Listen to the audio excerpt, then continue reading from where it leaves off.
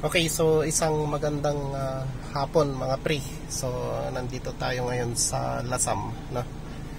So ayan, bumiyahe po tayo gamit nitong H100, Hyundai H100 na ano to mga pre, na tawag nito.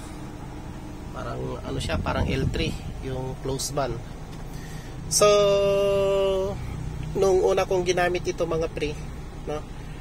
Nanibago ako dito nalito ako dito sa kanyang shifting lever, yung cambio niya.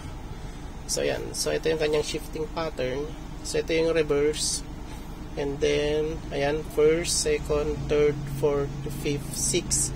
So 6 speed siya mga pre, no? So yung reverse niya dito, kung nalito hindi ko mapasok yung reverse niya.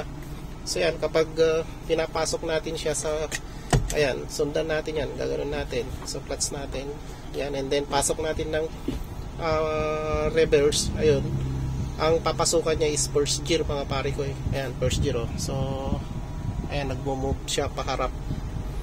Okay, so paano ba ipasok ng reverse? So napakadali lang po. So itaas lang natin ito sa baba.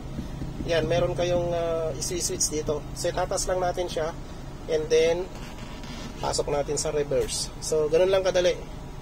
So ayan, nagre-reverse na siya. Okay, so ayan yung mga hindi pa nakapag-drive ng ganito mga pare ko, no?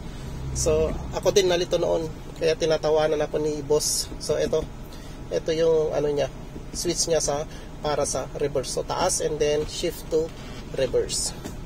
So ganun lang po. Ayan. Okay, so napakaganda yung sasakyan na to mga pare ko, pang ano siya, pang service at saka pang negosyo. So kung nagustuhan niyo yung aking video, please like, share and subscribe po. Peace.